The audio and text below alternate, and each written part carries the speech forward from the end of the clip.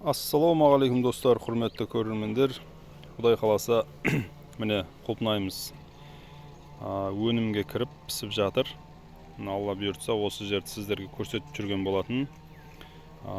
Былтыр егілгенін, қалай баптап жатқанын барлығын көрсетіп жүрген болатын. Енді міне Құдай қаласа, ең бір осы егіннің шыңы деп айтылады. Жалпы өнім еккеннен кейін, әрбір нәрсені еккеннен кейін оның жемісін жегін келеді. Сондықтан міне жемісін сіздерге көрсетуге қазір көрсетуге тырысып жатырмын. Құдай қаласа, қазір қолымыз босамай жатыр құлпынай теріп сатудан. Жалпы арасында уақыт тауып осы менің арнамды, YouTube арнамды, TikTok арналарымды көріп жатқан аға әпкелерімізге, інілерімізге Құдай қаласа міне кішігірім бейнеролик түсіргім келді. Құлпынайдың дәмі өте керемет. Міне ірілері де бар. Жалпы арасынан кішкене теріп алдық. Міне өте жақсы. Мына жақтарда қазіргі уақытта теріп сатып жатырмыз. Енді қазір құлпынайдың бағасы бір шама түсіп қалды.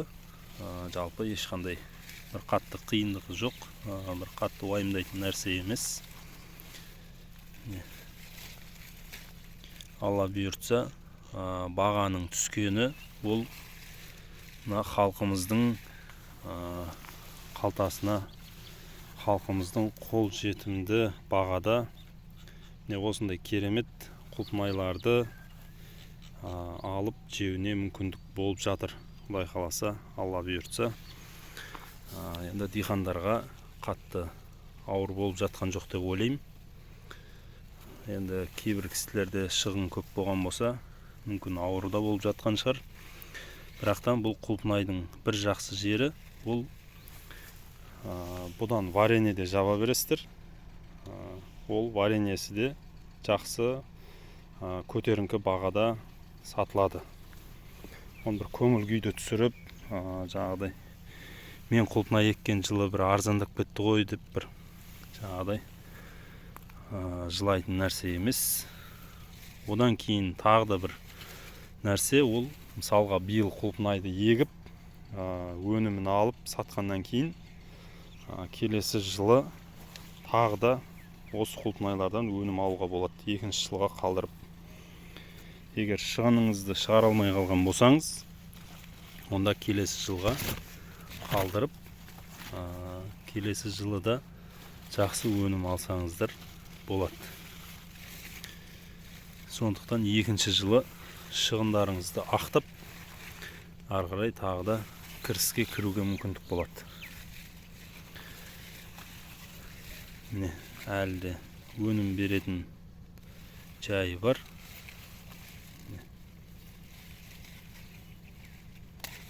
Бұл жерде енді Құдай қаласа тағы да басқа сорттарды егетін боламыз. Оны тағы да басқа бейнероликтерде көрсететін болам.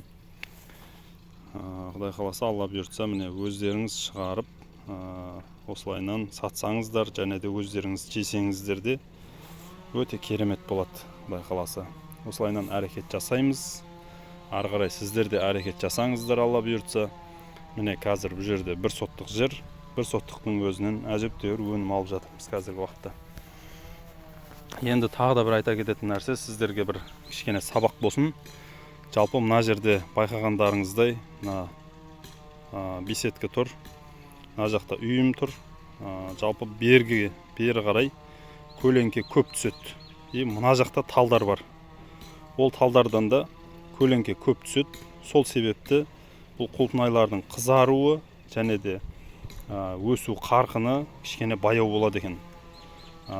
Егер есіктеріңіздің алдына егетін болсаңыздар, онда мүмкіндігінше қажет емес талдарды қысқартып, кішкене жаңағы бұталарын азайтып, күннің көбірек түсуін қамтамасыз етсеңіздер өте жақсы болады. Құдай қаласа, міне өнім алып жатырмыз. Барлығы жақсы, Аллаға шүкір. Өнімізді алып жеп жатырмыз. Дәмі де керемет. Және де бір кішігірім көрсететін нәрсе, міне павловния ағаштарымыз алдыңғы бейнероликте салған болатынмын. Техникалық кесу әдісін жасағанбыз міне мына жерден. Алдыңғы бейнеролик көрген болсаңыздар. Міне бұның бойы қазіргі уақытта бір 40 сантиметрге жобалап өсіп қалды. Мына жақта да екеуі тұр. Мына жақта құлпынайларымыз қызарып жатыр. Құдай қаласа. Әлі қызаратындары бар. Енді қызарып келе жатыр. Бұл жерде неге аздау қызарып тұр десеңіздер, мына жақтан көлеңке, міне қазірдің өзінде көлеңке түсіп тұр. Және де қазір түс қайта, түске қарай мына жақтан кішкене көлеңке түсіп тұрады. Сол себепті көлеңке жерлерде өсірген кішкене дұрыс болмайды екен. Жалпы болады, болмайды деген нәрсе жоқ, болады, міне болып жатыр менде. Алайда егер күннің сәулесі көбірек түсетін жерде егетін болсаңыздар, онда бұдан да қатты, бұдан да көп жаңағыдай уражай алып, бұдан да жаңағыдай жылдамырақ қызарып, солай өнім алуға мүмкіншілік болады. Құдай қаласа, осылай егіңіздер. Осы 1 соттық жердегіні ары қарай 10 соттық жерге көбейтуге болады. 10 соттықтан 1 гектар, 2 гектарға ары қарай шығып егуге болады. Бірақтан менің сіздерге беретін кеңесім, ол әрбір үйге осылай 1 соттық немесе әрі кеткенде 1 гектарға дейін ексеңіздер, өздеріңізге бір керемет жұмыс болады. Әрі өздеріңіздің жаңағы қаржылық жағынан қысылмай, әрдайым қолдарыңызда кішкене болса да қаржы болуына себепкер болады. Міне осы жаңағы қара жұмыс істеп, әр жерде стройка істеп жүрген, ол да кез келген адамның қолынан келе бермейді.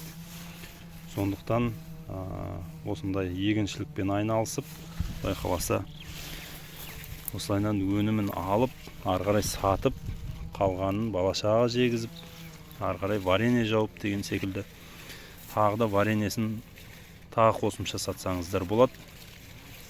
Құдай қаласа, міне осындай өнім алып жатырмыз. Алла бұйыртса, өнімін алып, ары қарай сатамыз. Қазір сатып жатырмыз. Кішкене үлкендеу жерге еккен жерлеріміз бар. Ол жақтар түсіруге уақыт болмай жатыр. Ол жақта да жиым терім болып сатып жатырмыз. Алла бұйыртса, осылайынан жасаңыздар, егіңіздер.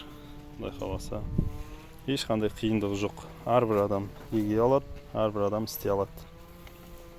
Бұл жерлерге тағы да бір айтатын нәрсе, кішкене көңіл бөлінбеді. Одан кейін құлпынайларымыз кішкене кішірек болып қалды. Негізі бұдан да дәуірлері бар қазір бұл жерде. Және де басқа да сорттар егіп жатырмыз. Ол сорттардың ерекшеліктері, олардың дәмдері одан да тәтті, және де бұдан да ірі, мынадан 2 есе келетін құлпынайларымыз бар. Сондай сорттар бар өзінің, солар да егіліп жатыр. Құдай қаласа, қазіргі уақытта, қазіргі таңда шетелден, Италиядан алдырған 5 түрлі көшетіміз бар. Оларды тағы да алдыңғы осы келесі түсіретін бейнероликтерде түсіріп көрсететін болам. Ол сорттарды алып егіп жатырмыз. Құдай қаласа, оларда дәмі жақсы, ірілігі де дәу, және де оны да көрсетіп айтатын болам. Құдай қаласа, осы бейнеролигіміз ұнаған болса, өздеріңіздің лүпілдеріңізді басып, және де пікірлеріңізді қалдырып, осы бейнероликпен достарыңызбен бөлісуді ұмытпаңыздар.